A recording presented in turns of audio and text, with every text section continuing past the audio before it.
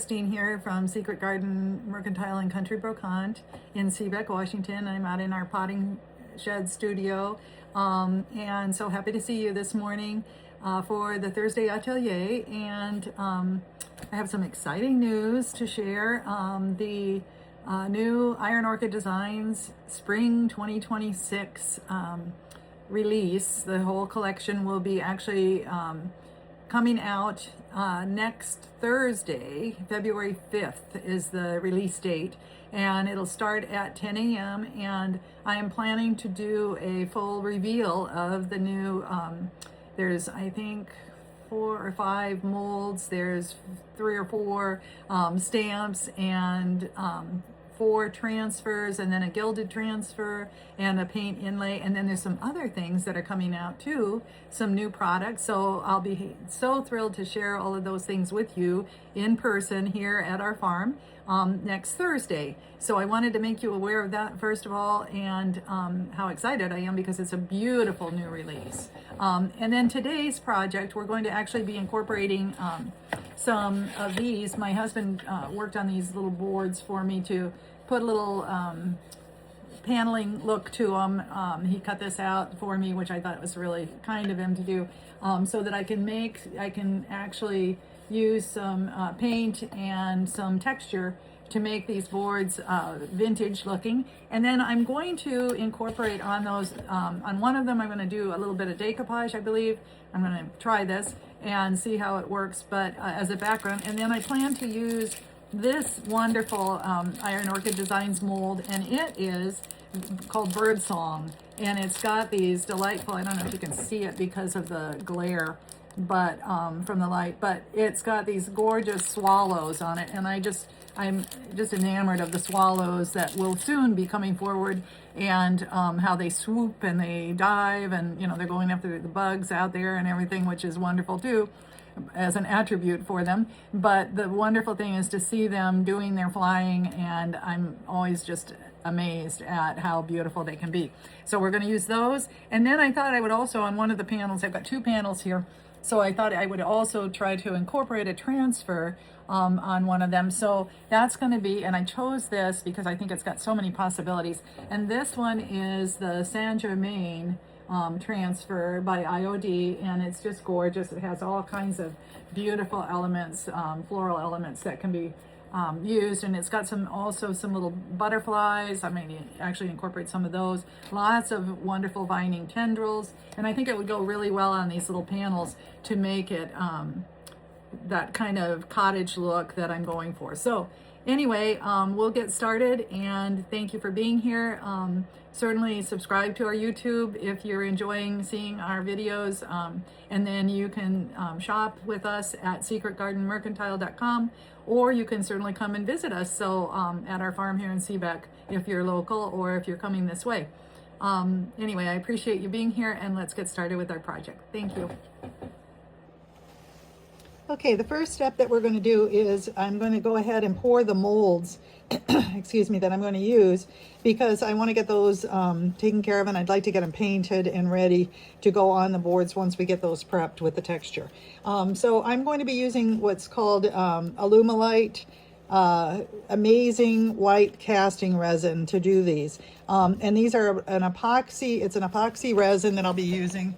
They have it in white or in clear. The clear is takes longer to dry, but this white dries really quickly. And I have it in large amounts. I have it in gallon sizes. But when I'm getting ready to do my pour, if I look on my mold, I can see where it says how many mLs I'm going to need. And that's the wonderful thing about these IOD molds, is they actually put it on there, imprinted on the mold. So on the newer ones at least. And you can see like this kind of large bird actually takes 24 mLs. So I can kind of figure out how many I'm going to need. Now I am anticipating I will put more than one bird on it, so on the panel. So I'm going to go with the large bird and probably this medium size, and then I thought maybe this one. So I'm at least going to pour those, and I figured that I probably will need at least 60 mLs of the resin. I might use a little more, so if that's the case, maybe I should go to 80 total. So I'm going to go ahead and mix 80 mLs of the of the casting resin. So what that means is that I'm going to need 40 mLs of one part of the resin, the actual the resin itself, and then the activator.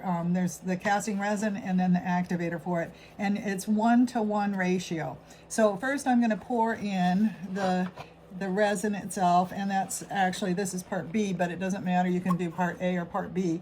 But I'm going to pour it into my little graduated measuring.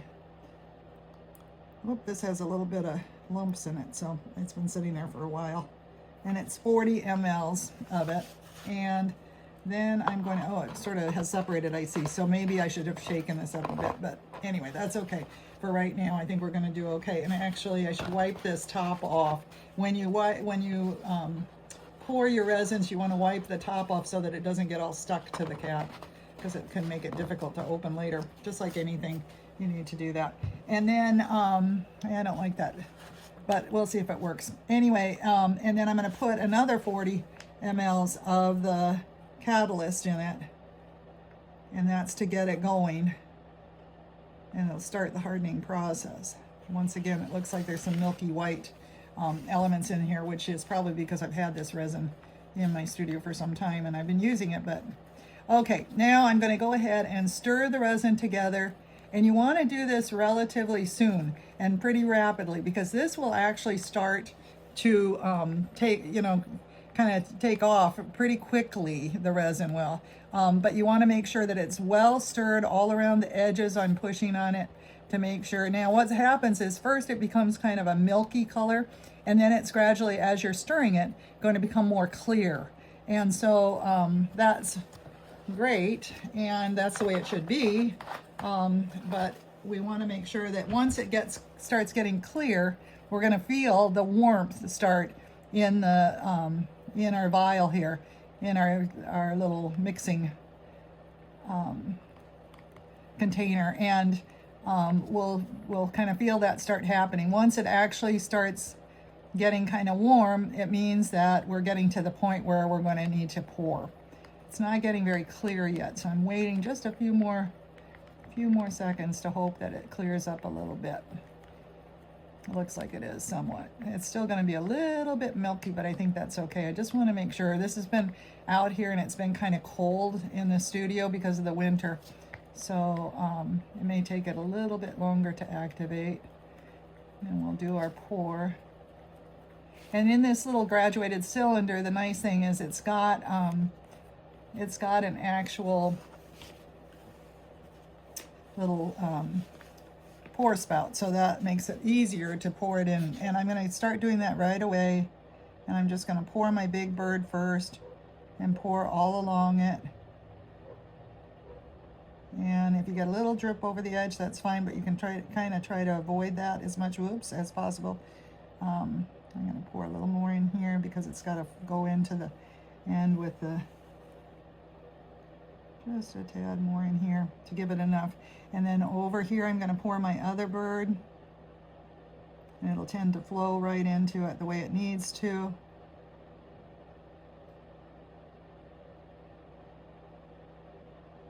And when it looks like it's getting full, I'm good. I'm going to pour this bird because I know that I'd like to use that. And it looks like I'm going to have a little extra, so I can pour a little more. Probably. That one I kind of overdid it a little bit. I like the flying one, so I'm going to keep up with that. And try to pour this one.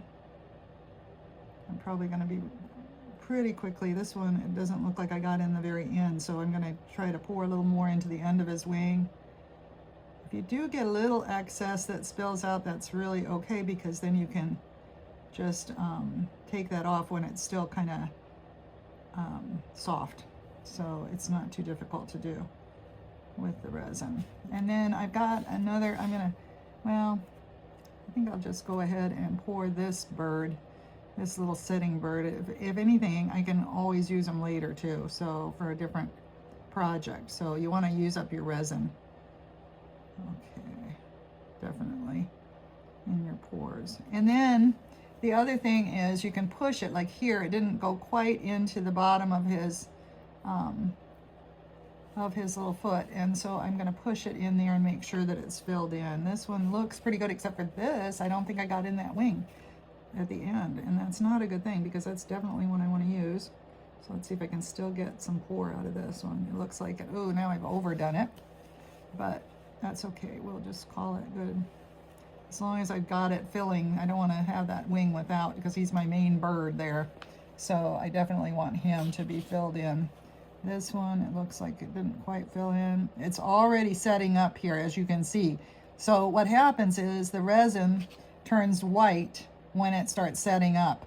And so it definitely is doing that, and it's activating just really nicely. So we shouldn't take long, it shouldn't take long at all for this to actually activate and be ready. But this one is taking its time a little bit, which is fine. And we will just watch it, and I'll probably speed up the video while it's getting cured.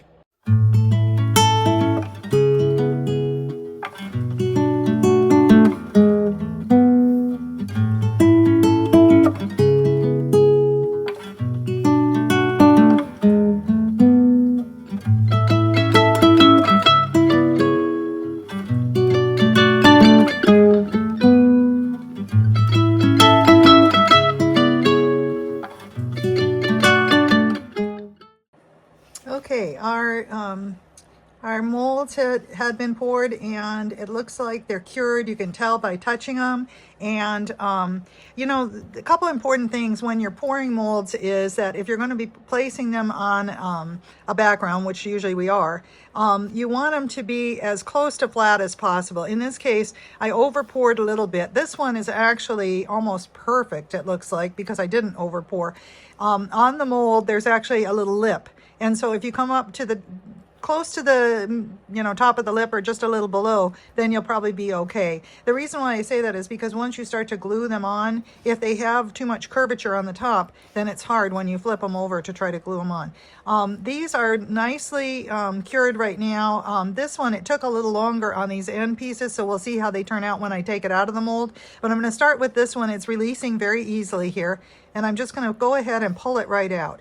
And you can see on here the amazing level of detail that this mold has. Okay, it's still pretty flexible, and there's a couple little spots of over pour, so as soon as I get them all released out, I'll actually pull those off of there. This one I over poured a little bit, and it's got more areas that would need to be taken off. But as you can see, if I pull it away here with my fingers, because they have that little lip on them, it makes it pretty easy to pull those away, the excess away, I mean.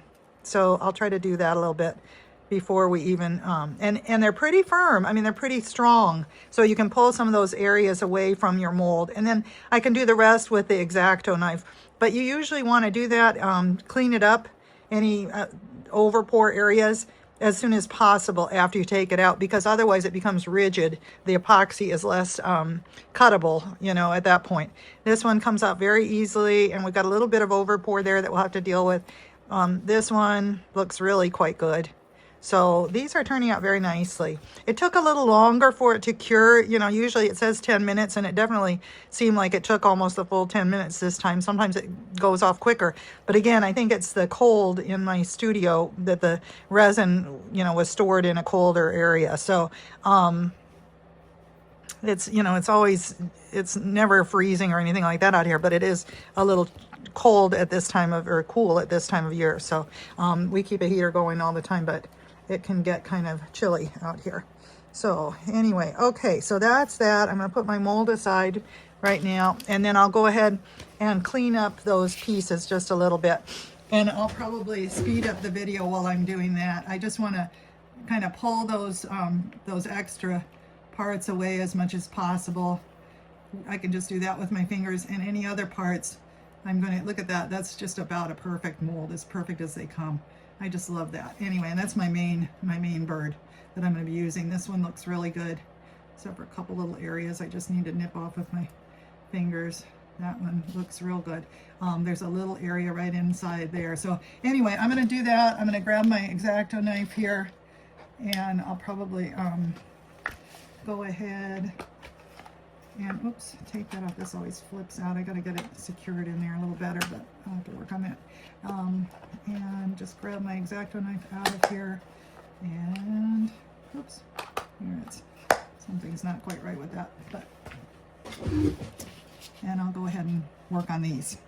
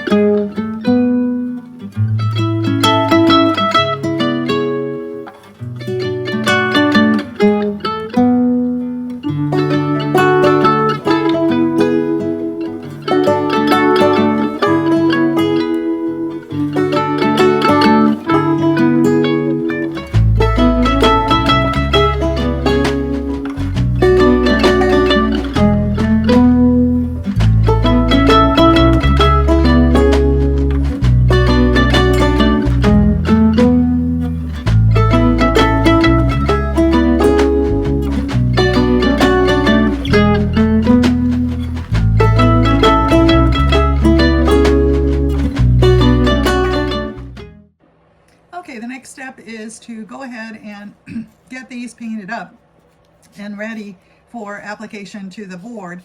I'm going to be using today a couple different paints, I think. I've incorporated this, it's called, well, you can't see it very well, but it's Porch Swing is what it's called, and it's one of my favorites. It's kind of a creamy white, off-white, and I love it. Anyway, this is an Amy Howard at Home one-step paint that we do have here in stock. And then this one is called Sunday Nap, and it's a very light pink. And I think that will go well with the decor that we're thinking about. And I've got kind of a plan for how I'm going to approach it that way. I guess I better put away my X-Acto knife too here while I'm at it. So I definitely need to get this fixed, but got to get that squared away. And then, so I'm just going to go ahead and put some of this Porch Swing into one of my little condiment holders here. And put some on there, and we'll just get painting with it. So that's what I'm going to do is just, and I'm going to paint these because actually it adheres better if you do it right away when you do your molds, when you pour your molds. If you paint them quickly after, it gives you a better surface for further paints and that kind of thing. Now, when you're painting them, you do want to make sure that you get the edges as well, because although you might not notice it as much now, they're definitely going to show up when you adhere them to your piece. So you want to make sure to really get into all the grooves and all the edges on your piece. So just use, this is a nice soft paintbrush that I use, and it really helps to do that. So we're just going to put a nice coat on this. The other thing is that when you mix your resin, it's good to use nice continuous strokes in mixing, because it makes for fewer bubbles in the resin. And these actually turned out really well. There's very few bubbles even in my pieces. So I'm really pleased with that, how the resin poured. Okay, so if with this, you know, this type of the white resin tends to not have very many bubbles anyway, but you can sometimes fill those in if you have to with your texture, like a little spackle or something like that. So, or texture paste. So you can fill in those little holes if you need to, if they're apparent. But these actually turned out really well. So I don't think we're going to have a problem with that. You don't have to worry about painting the back, because that's going to be glued onto your piece. So we're just going to go ahead and get these all painted up nicely. And then it's a lighter color on these, but we'll be adding definition to those, and it'll probably be with some wax that we actually do some aging on our piece after we do all of the prep work and texturing to it. So we're gonna just go right ahead here with these. And then we're also going to need to figure out our background for these on our piece. But first, we'll do all of the painting and texturing for those panels that my husband made for us to use. So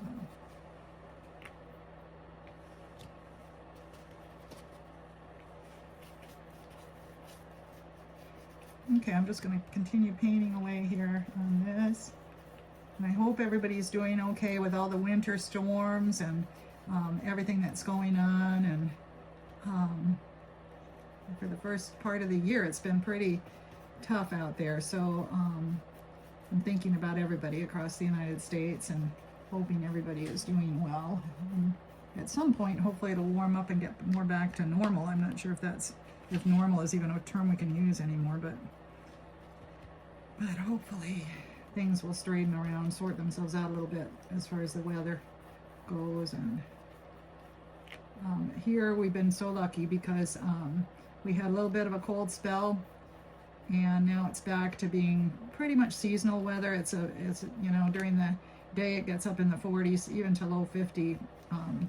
It's been 50 degrees. It's wet and rainy as usual, which we don't mind because we need all the rain we can get during this season.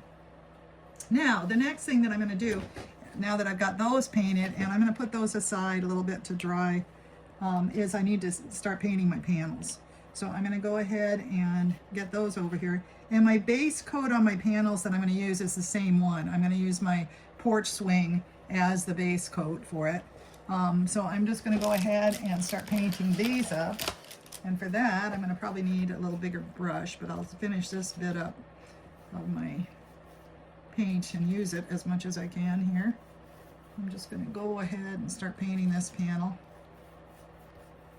and put a good coat on it.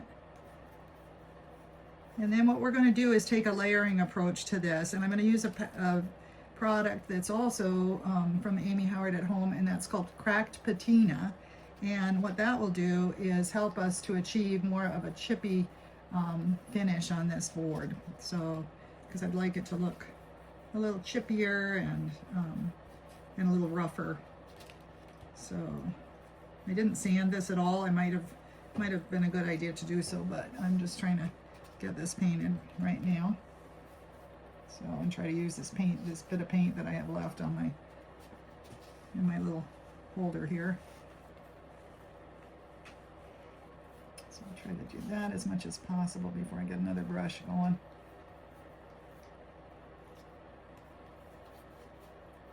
Although these brushes, they're really nice, and you know, I got them at Amazon and they're inexpensive and I love them.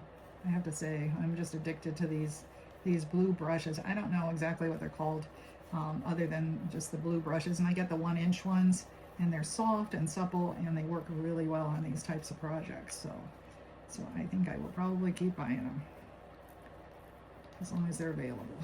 And okay, so that's that, and I'll need some more paint. And I'm just going to go ahead and paint both panels, and so I'm going to speed up the video from here.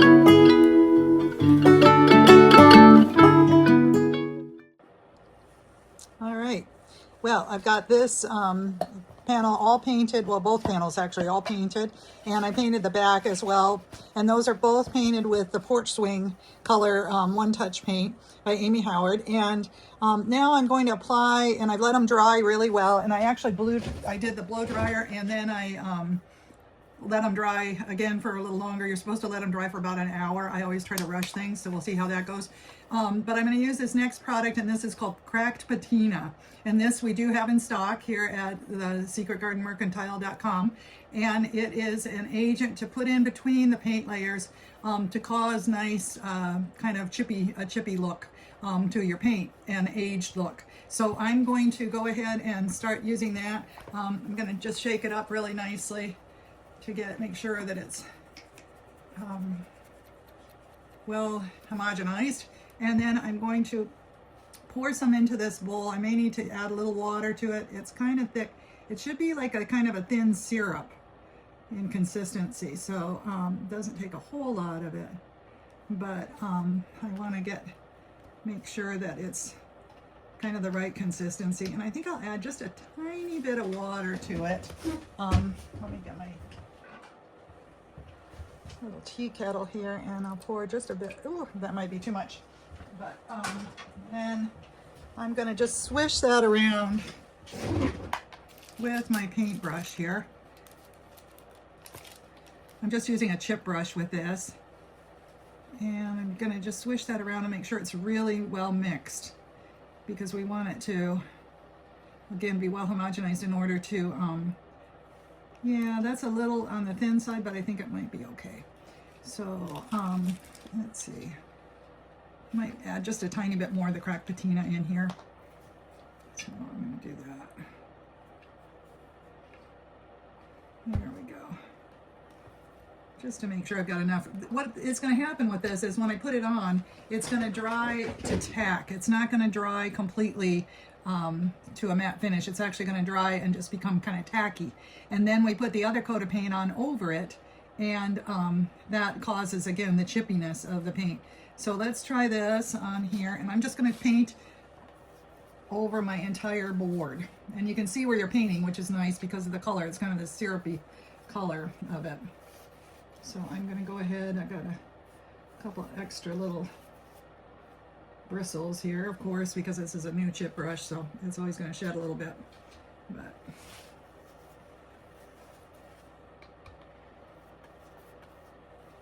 I'm just going to go ahead and paint this up.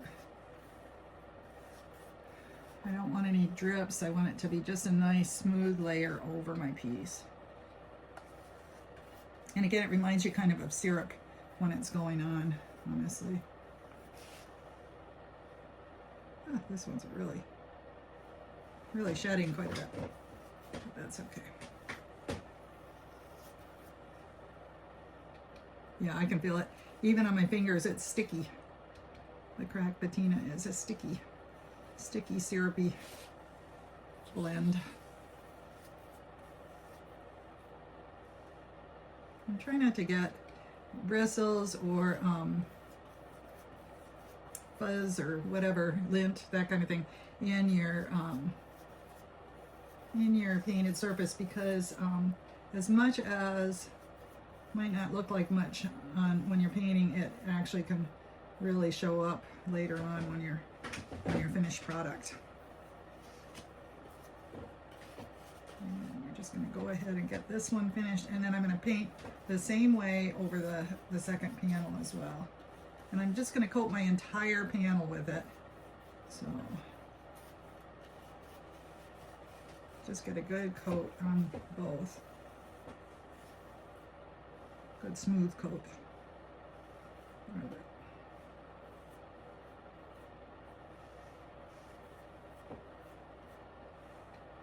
I think sometimes with these chip brushes it's interesting because the stickier the paint, the more they shed, which I guess is pretty, it's pretty obvious, but it's kind of annoying when you're painting with it. Okay, this is looking pretty good. And then I'm just going to go ahead, get that one over there too. Make sure I've got some in the tub here too. Whoops, my chair is really squeaky on the floor here. Yeah, and then I'm going to move this one over. I don't want any big drips of it, but I'm going to just move this one over and replace it with my other panel and basically do the same process to it.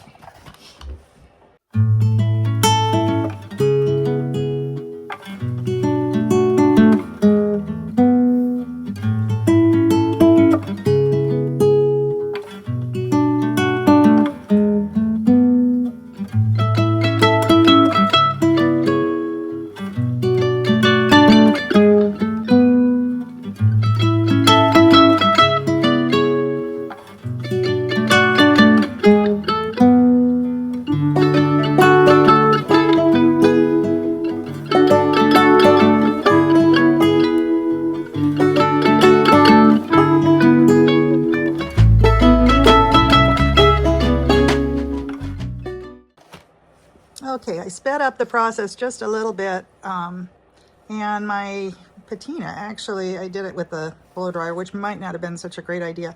And the reason I say that is because it's not very tacky. I think I might actually just spritz it a little bit with a little mist of water here, just to bring out the tack a bit on it again.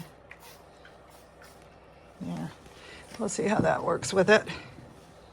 Oh yeah, that's much tackier now. So I'm gonna, and then I'm gonna go ahead and use my second coat of paint over the top of it. And in order to do that, I'm gonna use the, this is called Sunday Nap. It's a really pretty pink color, and it's just a lovely, very soft pink. And so I thought I'll try that with this and see how things go. So we'll see.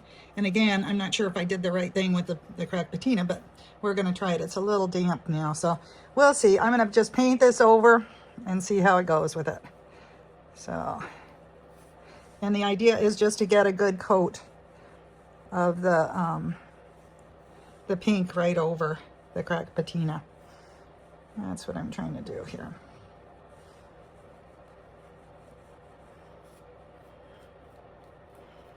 And then, by the way, I just want to say, and I told my husband this, I love these little panels that he cut out and made on his shaper for me. I love the way that they're starting to turn out, because just the shape is so perfect for making these little cottage style pieces. So I told him that I definitely think I might need some more of these. So, oh, it's pulling a little bit, so I might have to, definitely don't want to overwork it at this stage. I probably should have left the spritz off of it, but I'm okay with it pulling a bit, I think, because again, we can always sand that a bit too, and it's actually kind of pulling the finish, which will give it that kind of chipped look, maybe. Yeah, I'm not sure. I think it should have just dried on its own, so when you use the cracked patina, I think it's better to just let it dry. Now, right now, excuse me, it's called the cracked patina, but right now I'm already seeing some nice cracks forming though. So that is pretty cool. Yeah, I think this is going to be actually very cool. I'm going to go ahead and, I don't like starting with those bits of water on it, but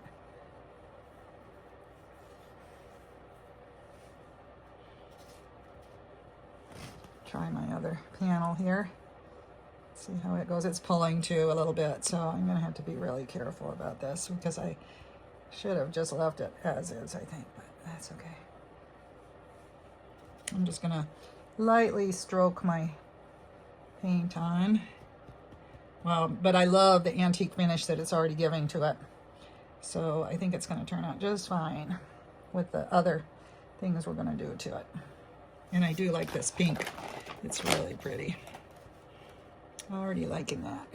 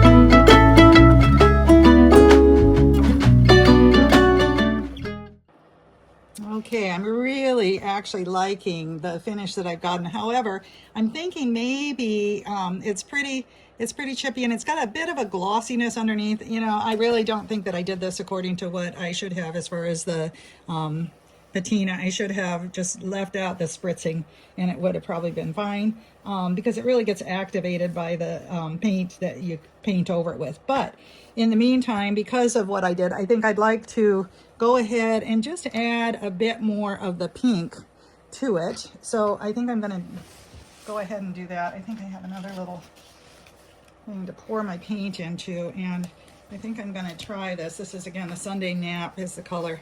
And I'm just going to paint over, dab over some of those areas that I didn't feel got covered very well. So I'm not going to belabor it, but I just want to get a little more paint in some of these areas. So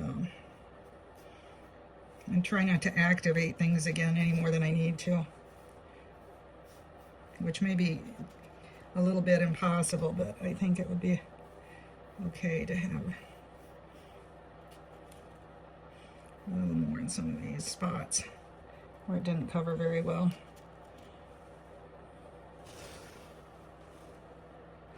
It's kind of hard to tell where it even didn't cover, but I kind of like that it's got kind of a different hue to some of the areas. But I'm gonna just, I just know that I'm gonna be putting some other things over the top of it, and so I want to make sure that most of the areas actually get painted and that I don't have any additional patina kind of coming through onto my surface of the cracked patina at this point. But boy, it did some nice cracking and it's wonderful.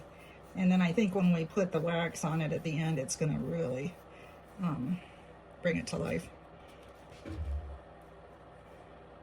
Any place, I'm putting it on pretty much any place right now where it kind of still looks like it's a little shiny, and kind of have to look at it from a different light here to see, but I think it's just going to give it a little extra in those areas, because I feel like if I don't, it may be resistant to what I put on next, so that could be a problem. And I can tell even when I'm putting this on lightly that it's still pretty sensitive to the touch. So anyway, this is one of those almost didn't work out, but I think we're resurrecting it okay. I'll have to do a different video with a better rendition of the product probably, but this is good because you can see kind of how you can work things out. Okay, anyway, so if you look at this, and I don't know if you can see it, oop, that's kind of a shiny area again. Let me try to cover that a bit. I'm going to cover that with my paint. See, when I put it at a different angle, I can really see it. But when you look at this surface, it is quite cool. I really like it. I don't know if you can see that much on the video, but you can kind of see, hopefully you can see some of the cracking on here. Let me see if you can, if I go up a little closer, whether you can see it. On the edges, you can definitely see it out in here, but there's quite a bit of cracking all throughout, and there's definitely, where I pulled it with the brush, there's definitely the unevenness, and that's a really neat cracky, chippy finish that is, you know, from pulling the brush across it. So I think it's pretty nice. So I'm just gonna keep drying it a little bit more, I think. And then I think what I'm gonna do next is seal it. And the reason why I say that is because then I'm gonna put other things over it, and I wanna make sure that it's really well sealed. So I'm gonna dry it first and then use, I think, some of my matte sealer and see how that goes with it. All right, on to the next steps. Okay, first of all, before I put on the sealer, what I'm going to do is just a really light sanding of this, just to take off some of that roughness on it. I don't want it to be overly rough when I'm placing my other decor over the top, so just for adherence. So I'm going to just do a light sand with some fine grit sandpaper with my, excuse me, my sponge. With my sponge sand paper here. So I think this is about a 180 or something like that, maybe. I'm not sure exactly, but it's pretty fine. It might be finer than that, maybe a 220. So I'm just going to lightly sand just to give it a little take off. There's quite a bit of roughness to this, so I want to take off some of that just a bit. to make it so that it'll take the other thing. So because I'm planning to do a transfer over the top of this as well. So I want to make sure that we have good adherence of the transfer.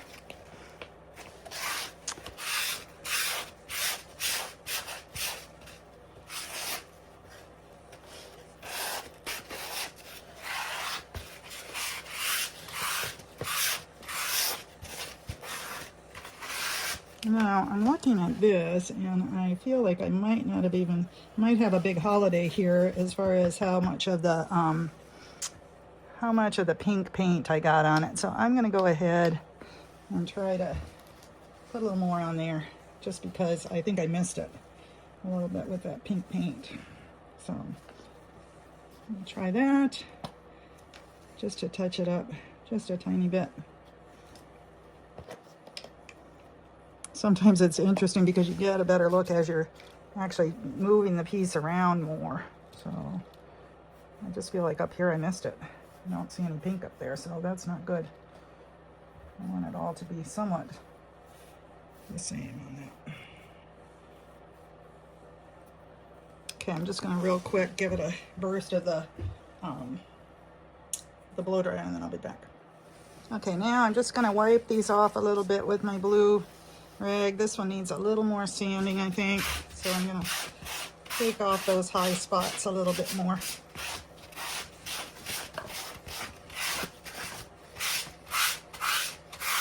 I got interrupted with putting extra paint on there, so I'm going to just have to do that.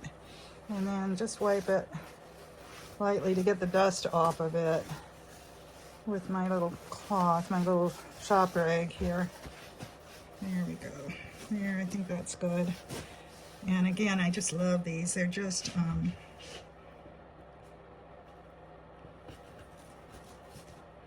that's a little high spot on the wood there, so I want to just kind of tear that away as much as I can. It's not a big deal, but I just noticed it as I'm rubbing on it. You get to see things up close and personal when you're working on them. Okay, and now I'm just going to go ahead with this and put some of the matte sealer on here. I've already agitated it somewhat. You know, you don't want to agitate it too much with this product because you can get some bubbles going with it. So you just want to do it a bit.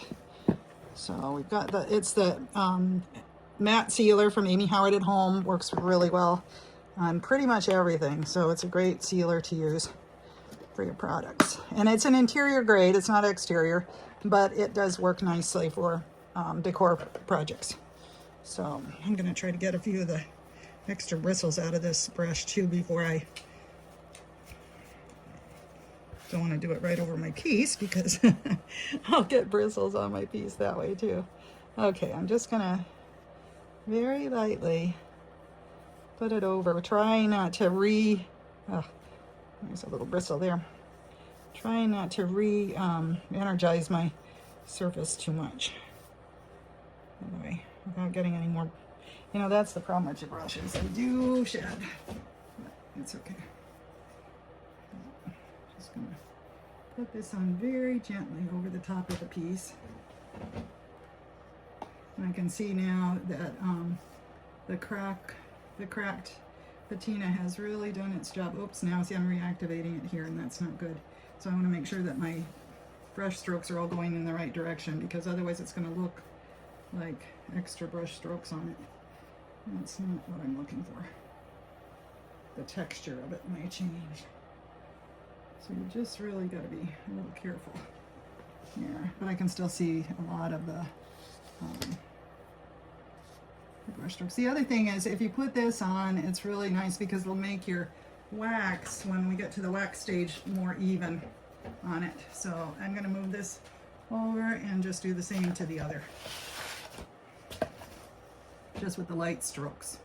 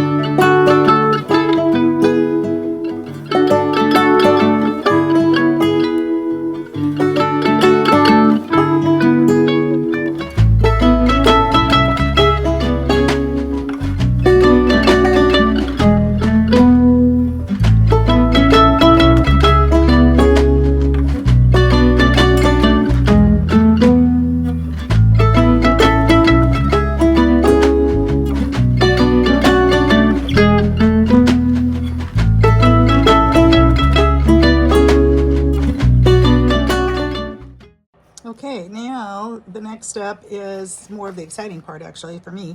Anyway, I'm going to, well, first of all, you know, these surfaces have actually turned out pretty nicely so far, despite all my foibles in application. And you know, it's best to follow the instructions and not what I did, but it's turning out pretty well overall, even with, which actually speaks for the products, that you can use a lot of leeway with them and still turn out with a wonderful product. I kind of feel like this is the smoother of the two panels. It's got a lot of crackiness in it and chippiness in it, but I think it would go better probably with the inlay.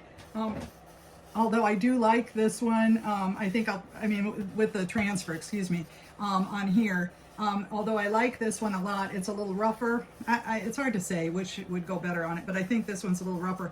So now what I'd like to do is show you, because I'm thinking what I'd like to do is for the background for my little swallows, I'm thinking of using one of these paint inlays, and these come from, it's called Ditzy Blooms. It's just a beautiful classic cottage decor type of inlay, and so I thought of using either one of the florals here, like this one would go nicely on it with these, although they don't show up as nicely as I would like them to on here. And I think maybe a smaller pattern would be better for them. That's originally what I had thought of doing, was using some decoupage in a smaller pattern. But then I started thinking about it and I thought, well, a paint inlay would actually look perfect on these. As far as smaller ones in this inlay, we've got this one, which is, it's really a perfect little pattern. See, I think that it goes better with the swallow on it, so that might be a possibility. Or we could use, there's another one in here that I think is almost a lavender color, and I looked at that and I thought, ooh, that might be nice behind it. It's a little more subdued. The other possibility is we have these, I think that's the same as the first one. No, maybe not. Yeah, I think it is. Anyway, and then there's some stripes in here too. That might be good too. It's like a little wallpaper background with stripes. That might work well too. So let me look at that one with my, ooh, that's actually kind of nice. Okay, so far we've got that one as a possibility, which I actually like quite a bit. So I'm gonna put that as a possibility, one of the top possibles. And then the other one that I'm looking at here is, let's see, where's this purple one?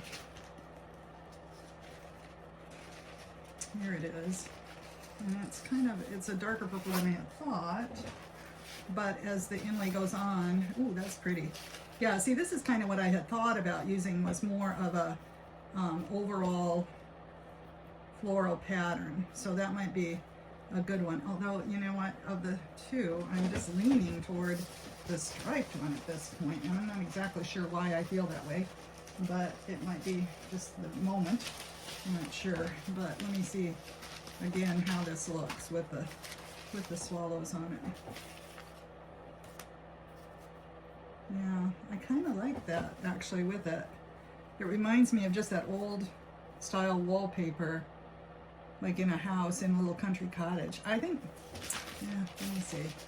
I have such a hard time making up my mind because so many of these are just gorgeous. I mean, either one would probably turn out just wonderfully, but I like the pink in this and the roses. So I'm gonna go with the, I am gonna go with the old wallpaper look, I think. And I'm gonna put this one up for later for a different project. These are just so wonderful. These the paint inlays are just fabulous. And we have lots of these in stock, the Ditzy Blooms ones, and they are so versatile too. You can use them for just about anything you want. If you like the cottage look, I mean, it's just, which I am just absolutely enamored with, of course. So yeah, I think that we'll use this one on it.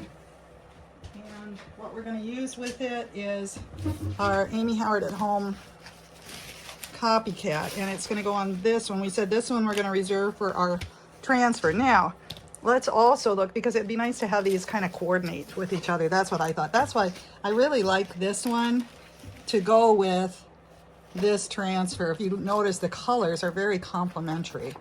So, and this one, this isn't at the front of the transfer, but I really liked it. It's and it would show off some of the chippiness to the background also, because you have to imagine this would be on the background of our piece here. So this is a little sticky right here. I don't know if it's my fingers or what it is, but I'm going to have to make sure that's totally dry before we try putting a transfer on.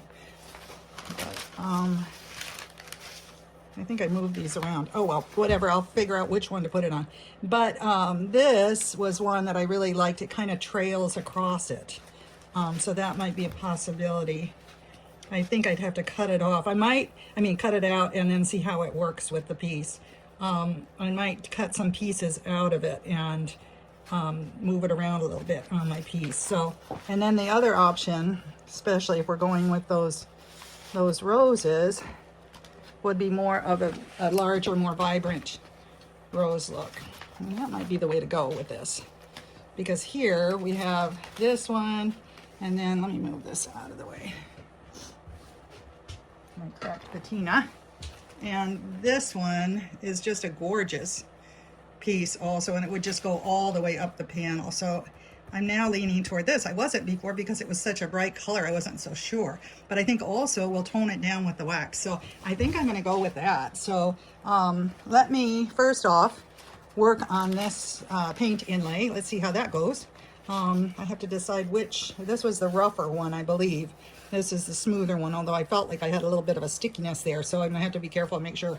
Again, you know, the important thing is these really, in between steps, it would be good to dry it overnight. And I'm not showing you that because I'm trying for the sake of the YouTube, to be able to do a complete product and make it truly the Thursday Atelier. I know sometimes I go over into the Friday Atelier, but I am trying as much as possible to do it in an afternoon or at least a one-day project. But really these surfaces ideally to dry should sit overnight to dry naturally. I'm always drying everything with the hair dryer, as you can tell, but really to get the best outcome, it's better to totally follow the instructions and let things dry in between steps. So if it says an hour, let it dry an hour. If it says, you know, dry overnight, let it dry overnight, just for your best outcome. And I appreciate your patience with my impatience when I'm trying to do these projects. Anyway, that being said, let's get on to the transfer here. And what I'm gonna do is move some of these little guys out of the way here. I'm running out of room on my area, as usual. So I'm gonna move this out, and I just need another little cup to put my copycat in to be able to paint it on, and probably another brush too, because I want to use a clean brush for this. I've got my spritzer here, so I think I'm pretty well ready to do a transfer, but let me grab a brush for it. Going further.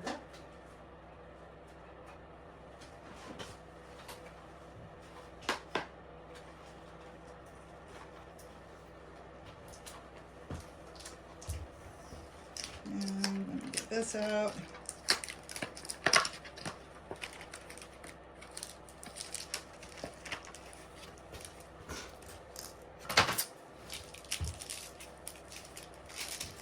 And we'll just make sure again that our copycat, this is Amy Howard at Home, and it's called Copycat, and it's image transfer potion. And later on sometime we'll show how to do an actual image transfer just with this and a regular printed out piece. But in the meantime, I do find that it works very well for use with the IOD paint inlays, so on surfaces. So I'm going to use that. You can certainly put an inlay on with a right over paint. However, in this case, I've already got my painted surface on here, and so I really kind of want to just do my inlay over that. And you know, I could in this case cut a piece of it so that it would be just a portion of this to be able to see some of the crackiness, and that would be kind of a nice idea with this, but I think it would look better for the piece and the integrity of it if we just actually put it over the whole the top panel of this. So it will get rid of some of this background that I did, but I'm okay with that at this point. So we're going to do that. Now let me just go ahead and cut this out a little bit though, because I don't need the whole piece of it, that's for sure. So I'm going to cut this kind of like this. I think it's going to be on this stripe here, or in between this stripe. So I'm just going to go ahead and cut this to size, you know, approximately. It's not going to be perfectly to size, and that's okay because that will work for it. Okay. The important thing is going to be getting the stripes accurate on here. I think that would be the best, and keep it straight on my piece. So that's going to be a little bit challenging, but I think it's going to be okay. I think we'll just look at the bottom and make sure it aligns carefully with the bottom of my piece, and that way it's a right angle, so it should work out just fine. Okay, now let me get started with this. Hopefully you've got a good view of everything I'm doing here. I'm going to go ahead and put on some of my copycat here on it. And the important thing with this is getting it completely coated. So I'm going to make sure that I'm coating the entire piece. We don't want any holidays, because in this case, the inlay will not, the paint from the inlay will not stick any place where there's no copycat applied. So you cannot have any holidays on this. It's critical.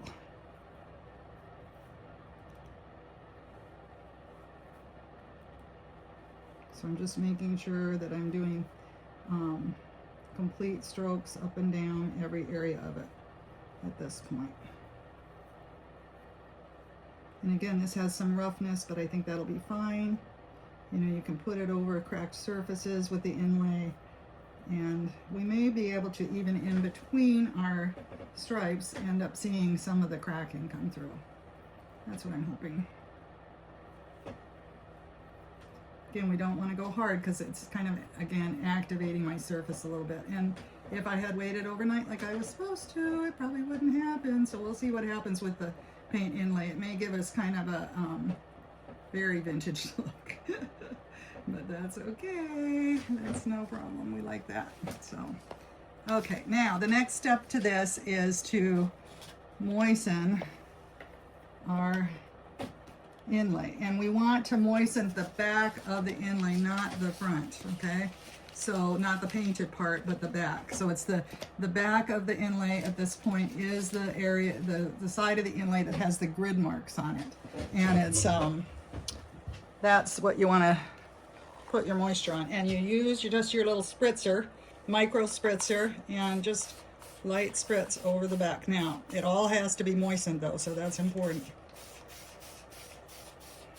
So I'm just going to go ahead and spritz it nicely with the, and then we're going to apply our inlay, and you've seen me do this in other videos, and hopefully I'll be able to do it straight here.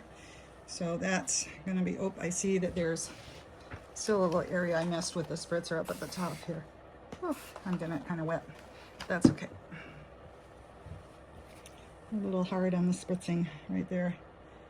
And you don't want to touch the painted part too much with your fingers either. So that's the other piece of this that you want to be careful about. Okay, this is a little tricky to be able to lie down. So I'm going to pull it like this and try to line it up. Well, the grid can go ahead and go right by the side of it as possible, as much as possible. I'm going to go a bit here.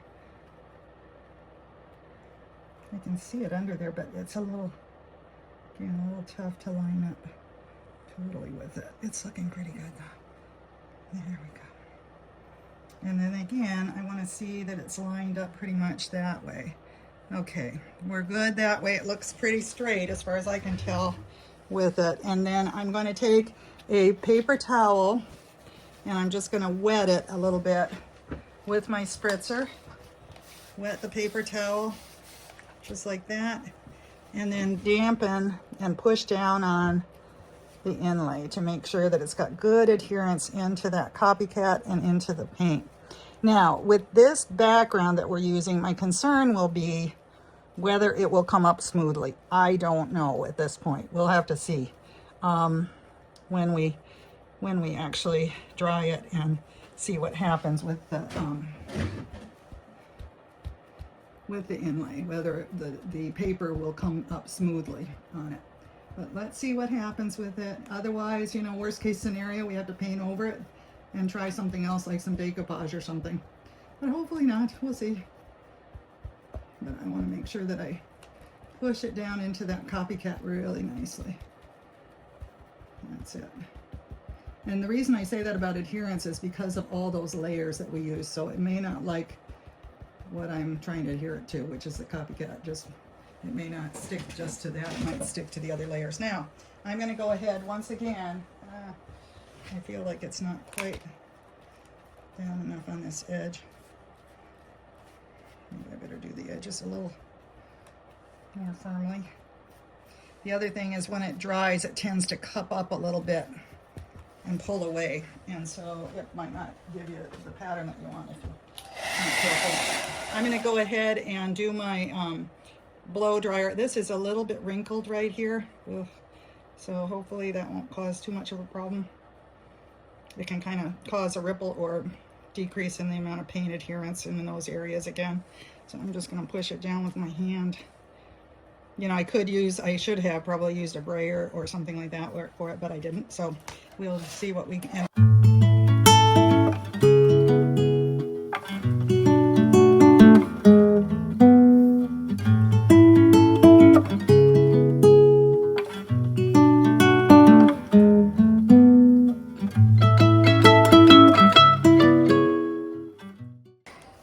Now some of this looks like it's not adhering as well as I would like it to right on this corner. And you know, I'm kind of okay with that because I feel like it could, it might be okay because we're trying to make it look kind of vintage. So we'll have to work with that, but we'll see what happens.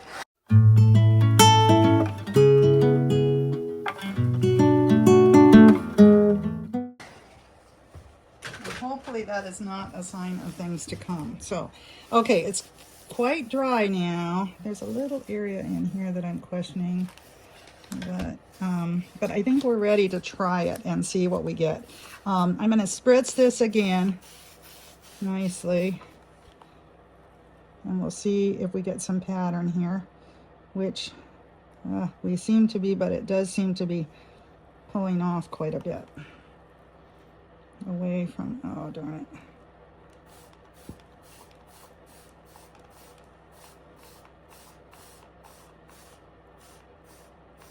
Yeah, this is very shabby chic here, is what I'm seeing. So, well, you know, it's pretty good though. You know, I think it might, ooh, that's a bad moment there in the middle. But that might be where one of our swallows goes. Now, if we can stop that from continuing, that would be nice. Yeah, I'm not sure if that'll work, but yeah, it's having a hard time there. There it gets back its stripes. Let's see. Let's just see how it goes. We've got some wiggle room because, like I said, we have the swallows to work with on this piece. So let's see what we can do with it. Another pull away there. Appears that it's having quite a few of those, but okay, let's see. I don't think I spritzed it down at the bottom. I can feel the resistance, so we want to spritz it really well here, because otherwise it's not going to work at all. Yeah, like I said, this is very shabby chic. Normally on a regular surface this usually will come out very distinct, this pattern, but it's not happening. But you know what, I kind of like it. And I think it should be something we can work with. So let's see if we can. I am going to touch it just a bit. You got to be careful if you touch it afterwards because it can smear your paint, but I'm going to try to touch it just a bit because it's kind of wet and I don't want that to interfere with it and interfere with the finish underneath too. So yeah, there we go. And we've got water sitting in here too, so we've got to get that off of there because that's our crackle area too. Yep. Yep, now I'm going to go ahead one more time with the hair dryer and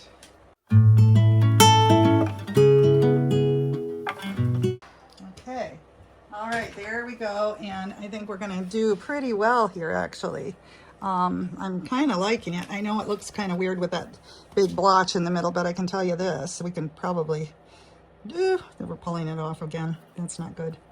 That's gonna make it worse. But I was thinking we could probably put one of our swallows over it. It's really slow to dry here. There's one, and I think we can use that. I was planning on positioning them a little differently, but I think maybe like this, and maybe one of the ones coming up this way would be pretty. So let's work on it. Next step that I see is I think I would like to, first of all, let this dry, definitely, because it's not adhering real well. So I'm gonna put it aside and really let it dry instead of my usual impatient self. And then I want to go ahead to this one and see if we can accomplish a transfer on it. So let's see if we can do that. These are a little finicky, and again, I'm going to try next time when I actually do more of these pieces. I'm definitely going to try really hard to let them dry in between. So let me see, if I were to use one of these, I'm going to go ahead and cut out my transfer.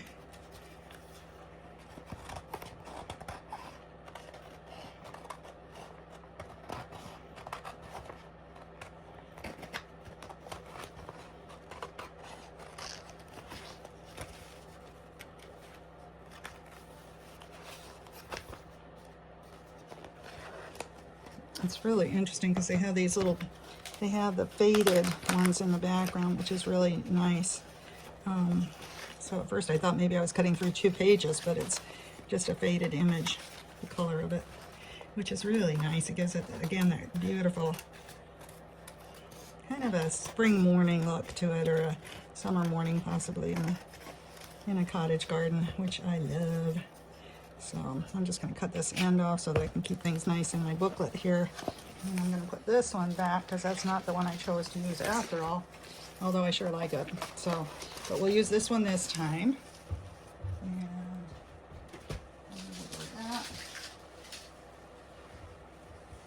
And we'll see how this goes with the transfer, because again, I'm a little concerned about how it's going to stick, the same way as I was concerned about sticking with the other. Oh, this fits on here beautifully though.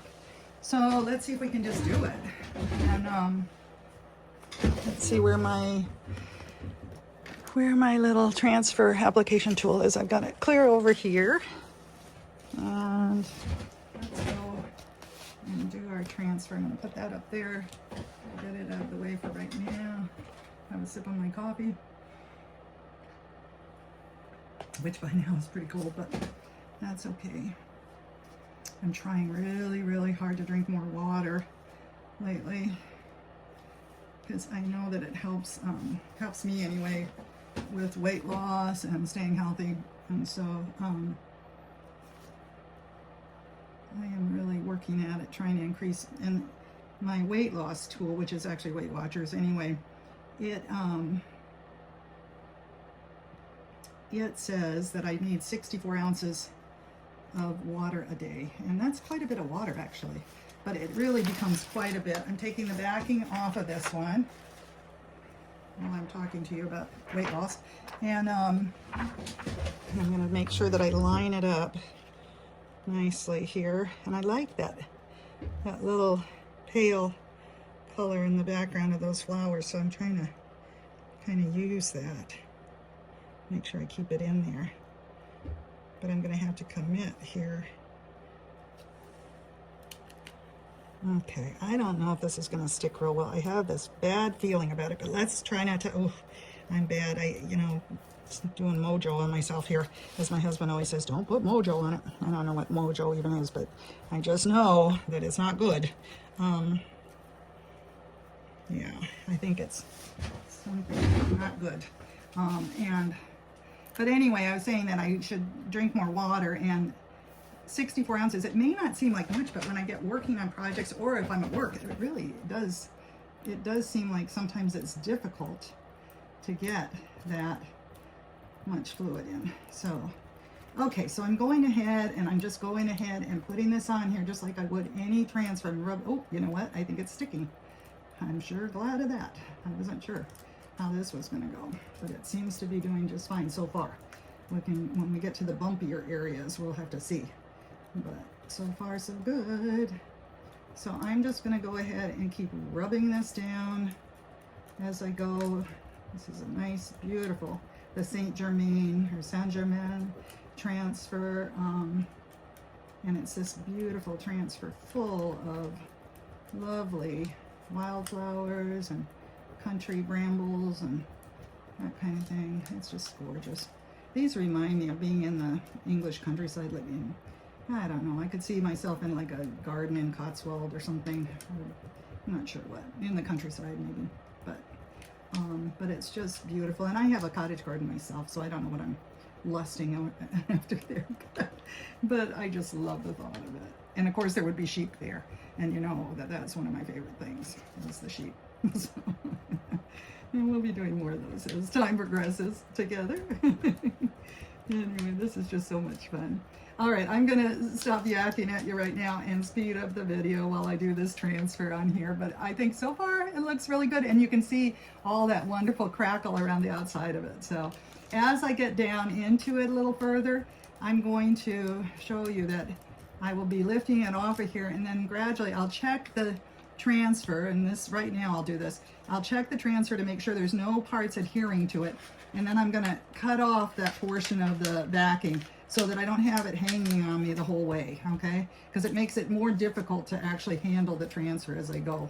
So that's why I'm just going to go in there and cut that off there for right now. Yeah, sometimes I overdo it, and I tend to overdo it, the transfer, and I find, now the question is, do I want to go down around the side? And I think I kind of do. So, whoops, it's not going very smoothly there, but I kind of would like it to go on over the side. So I'm going to carry it on over where it overlaps a little bit. But sometimes I tend to overdo on the transfer, although you have to make sure as it kind of turns a light color when it's adhering down, and you can kind of see that as you're pulling up the transfer backing. So, but you want to make sure that's happening. But sometimes it can go a little quicker, and you can always put it back down in those areas that you don't think you got quite. You always want to do that, obviously, before you remove the backing entirely, because otherwise you won't be able to line it up easily at all. It's a real challenge, let me tell you. There's a little spot I was missing on that branch, so I'm going to put it back down. Here actually is a whole piece that I'm missing, so hopefully that will go down. Yep, it appears so.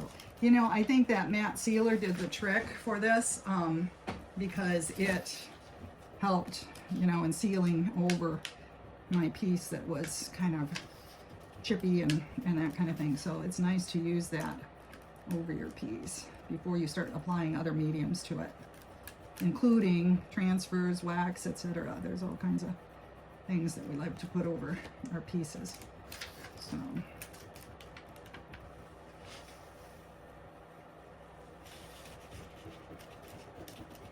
okay, I'm going to just speed this up a little bit.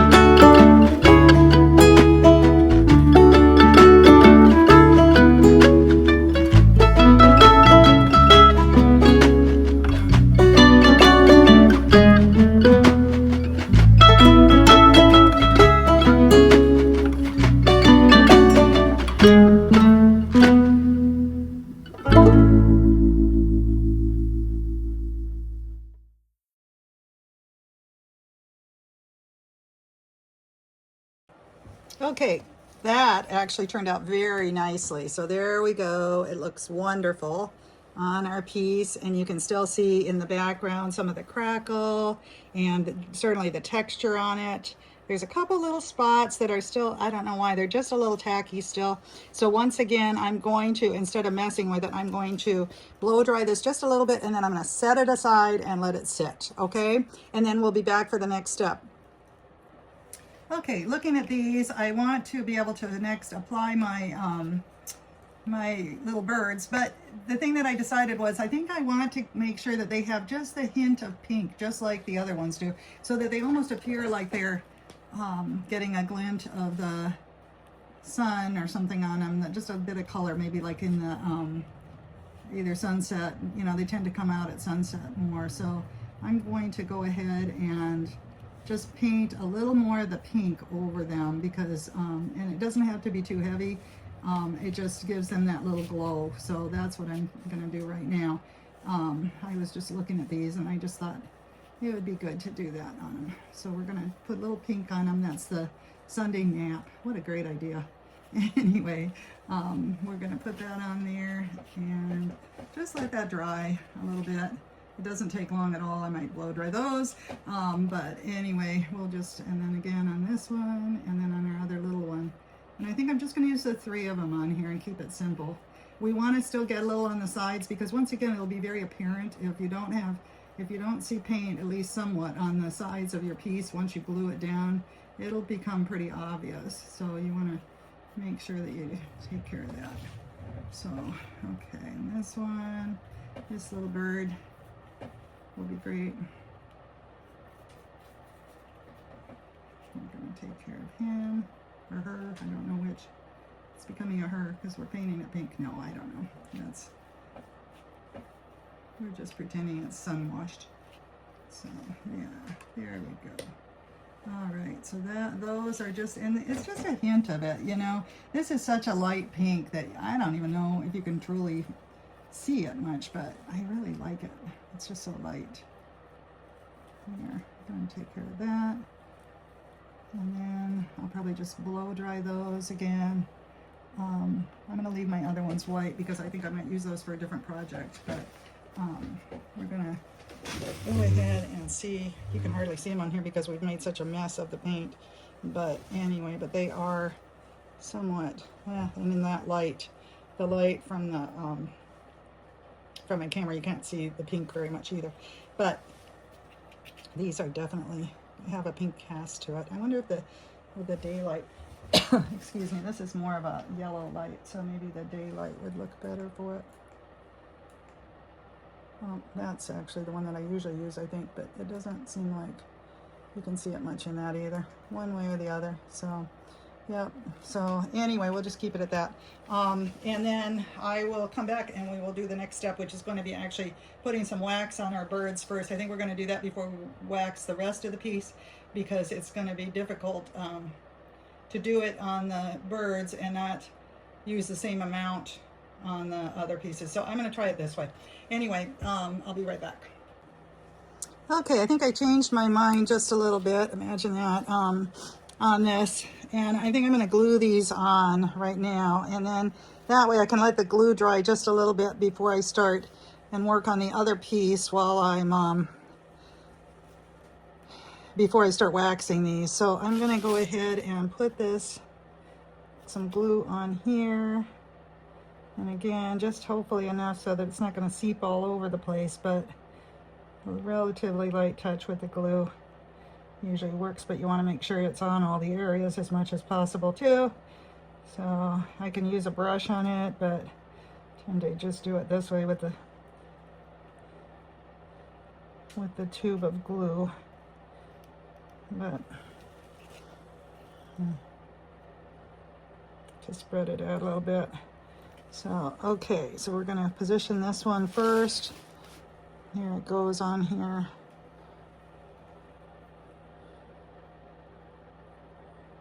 It's up kind of high up, and that's perfect.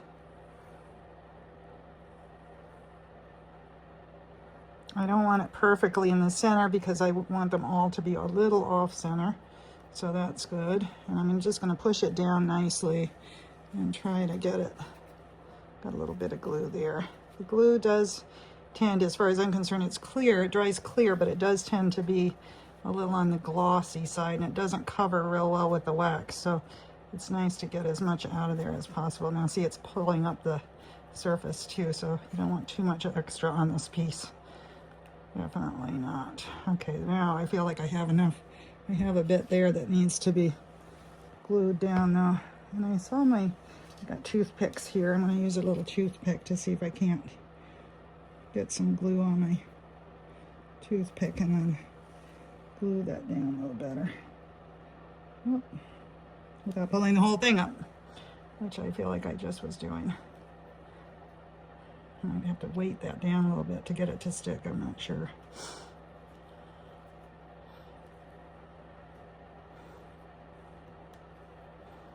There it goes. I think it's sticking now, so that's good. And then I'm going to put the other ones down. This one's so pretty. It's going to be heading upwards. I love the way these will look because they will give it the idea of really soaring around like they do. So again, I think I'm going to off-center that one just a little bit, and again this one too. Although before I had it like this, like the little bird was looking up at the other bird following. Maybe that's the way I'll do it, as if this were kind of almost a baby bird down here. So I think I'll do it that way on that side. Of course, I've got this piece here. I could put like that. I mean, I've got a blank area there that'd be nice to cover, but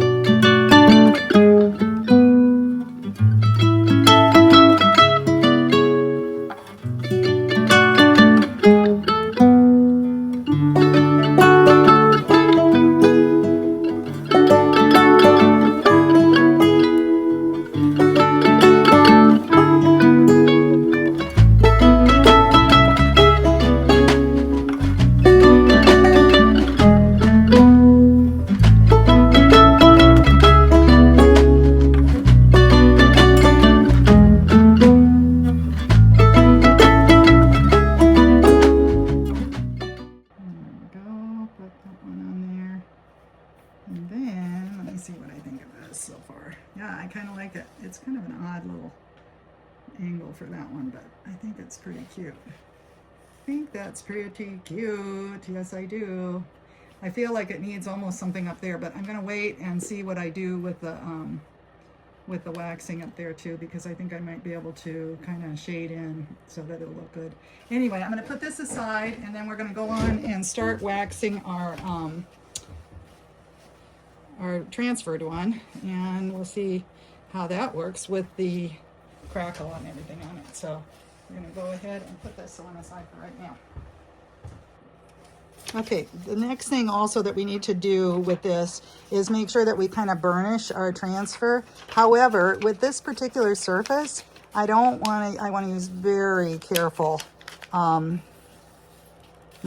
And you know what, I think I'm just going to do it kind of with my fingers on the transfer piece, because it's easier for me to feel what is the transfer versus the board, because I'm afraid I'm gonna peel something off of it if I try to do it with the backing. Usually you can use the backing on it, but in this case I think that might be not such a good idea. So I'm just pushing it down really nicely to make sure that we have good adherence. And it really feels good. It feels very solid when I push it down. That's why I like to kind of do it with my fingers anyway, because I can get that feel for it. And then I'm going to go ahead and get my waxes, and we'll work on that piece of it. Okay, I realized that we were off camera there, and I apologize. So what I'm doing is I'm offloading my wax brush, and I'm putting wax on both. I did it on this piece, and now I'm doing it on my my piece with the molds, and I'm just doing offloading of the wax and putting a light coat of the clear wax, which is the Amy Howard at Home clear wax, and that is what I'm using for both the molds. And I explained it off camera, but But what's happening here is that we're putting the coat of, my little piece is not real steady yet. The glue is not dry. So again, I'm being overly speedy on doing all this. Anyway, but you're,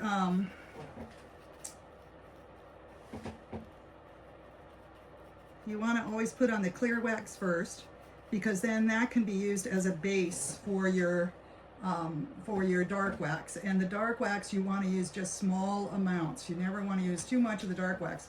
A little bit of dark wax goes a long ways on these pieces. So definitely do not overdo it with it.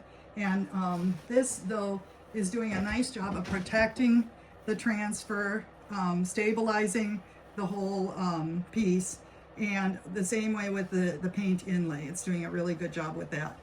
So we're going to start with that, and I always have a dedicated brush for my wax. My clear wax has a brush, and my dark wax obviously has this brush, and right now I'm sure that I probably could replace it anytime now, but it seems to still work. And you can clean it with the clean slate. Works well to clean this. I don't clean it every time, probably just because I'm lazy, but I tend to try to clean it up every so often to try to get a little lighter touch to my waxes. So, okay, so these I'm going to switch again, and then I'm going to use one of my blue rags and just take a light touch to it and just kind of buff my wax just a little bit to get a little bit of a, make sure that it's well coated and well stabilized on here. There we go. Yeah. And again, I can still see the cracking underneath, so that's good. That's what I want to be able to see. And I'm going to do the same thing around the outsides of it. That way I can have a good stable. And it'll give it a bit of a sheen, but nothing, you know, not too much. But I just want it to be real stable on here before I start doing my antiquing. And it looks beautiful so far, I think. It's really, you know, this whole project so far, despite all the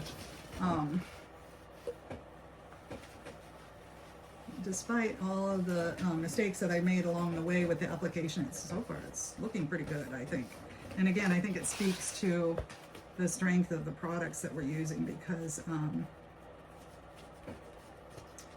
tends to, you know, we're able to, even not using it exactly the way we're supposed to, it's looking pretty good. So again, we're going to just buff our little birds a little bit here for our wax, and then I'm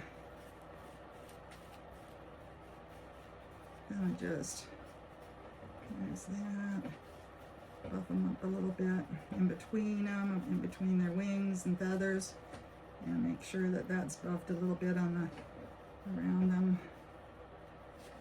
So again, when I put my antiquing wax, it doesn't just mush in there too much. I don't want it to do that. I just want to use a light touch on it. And then around the outside of it, I want to just do a very feathery light buffing of it.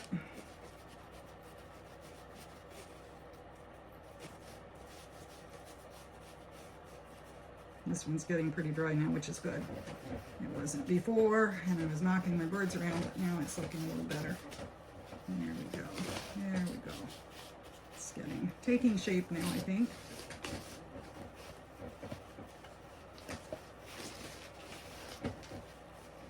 Okay. All right, now the last touch, actually, which I can hardly believe, except for probably, you know, I think on this piece what I would like to do is put a little sawtooth hanger on the back, and I have these little sawtooth hangers that I got, again, on Amazon, but I got the ones that you can just use a hammer to put in, so you don't have to drill them and that kind of thing. This board is nice and thick, so I could go ahead and drill holes and put screws in them, but it's really easy to use the ones that you just hammer them right into the piece, and they seem to hold up quite well, so I think they're good. So for your pieces, yeah. So, and particularly if you're trying to make pieces like to go to craft fairs and that kind of thing, sometimes time is of the essence. I totally understand that. So this is something you can use as a little hack, you know, for your sawtooth hangers. So anyway, okay. So this is your dark wax, and again, it's Amy Howard at Home. dark antique wax is what I'm using here. And again, it's really important to offload. And I'm starting also around the outside edges. I'm going to start around the edges and the corners and move my way in. And it's kind of going on here like this, and I may buff it as I go a little bit, but I'm going to keep putting some on here just to put a little antiquing into it. And keep doing just little light touches on it. There we go. Around the corners, around the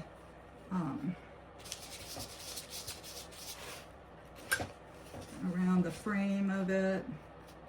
And again, areas that it would be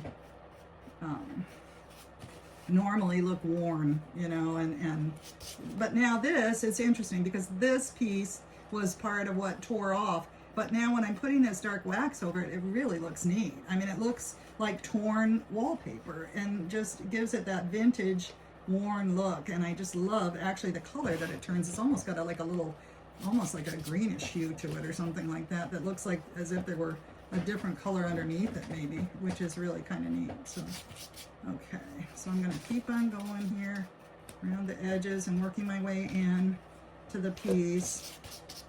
Again, making sure that I'm offloading as I go with my wax brush.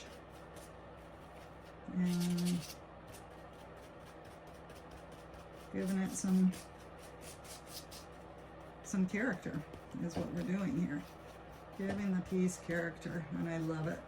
You know, this is when really, I said earlier, this is when the magic happens, when we're picking up the transfers, but actually, and the inlays and such, but actually it's really nice when you start getting into this finished part of it, how it comes alive. So I really like that.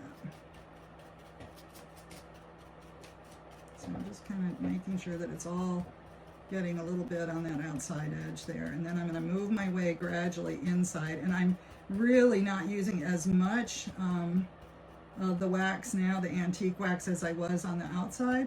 I'm just using the leftover residual on it, as you can tell. So I'm going to continue on, you know, doing a little bit on the bird's wings and the feathers, and then on the wallpaper itself. And here we need a little more here, but we don't want to go too heavy, so I'm going to really offload. I don't want to go too heavy on these little birds because, again, a little bit goes a long ways, and I'm not sure how I'll like it. You know, the good news is because I put the clear wax underneath, if I need to, I can rub some back. One thing I would say is around the insides, you want to go ahead and make sure you've got some coverage around the sides of the molds, because otherwise, again, they're going to stand out, and you'll notice that they don't look like they're very, you know, they don't look the same as the piece that you're attaching them to, and so there'll be some discord there. I don't know exactly how to explain it, except for that it doesn't look like it all comes together as well otherwise. So here, we're just putting some on these. I don't know what that is, that piece. If it came out of my brush or if it was part of the paint on here or what that was. I'm going to put a little more on the inside here just so that it's not all bright white.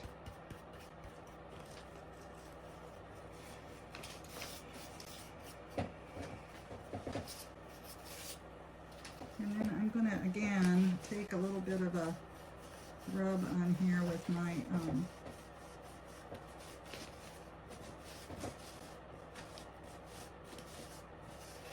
my blue rag.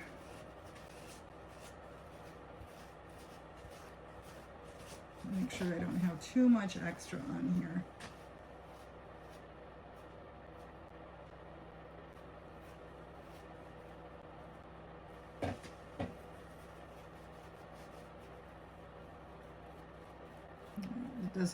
We don't need it to look real obvious, that's for sure, how we waxed it. You really want it to look subtle. But I think it's showing up the cracks on this side here. I don't know if you can see it very well in the film, but we've got some crackle going on. It's really nice. And then there's just that sort of a grunginess to it almost around these corners, which I really like that look to it too. It really kind of has that aged look, aged antique look. So definitely makes it have a nice cohesive look.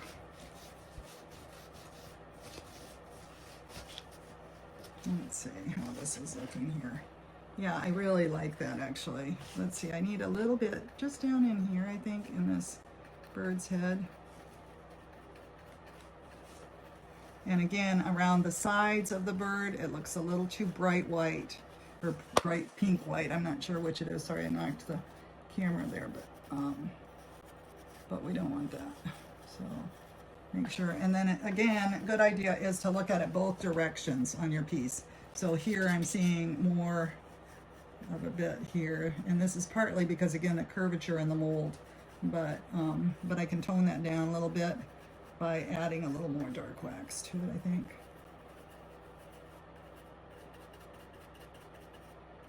There we go. That looks good. And then taking a bit back, again, just by doing this, rubbing it back a little bit, because I've still got that clear wax underneath that helps me to be able to moderate if I want to.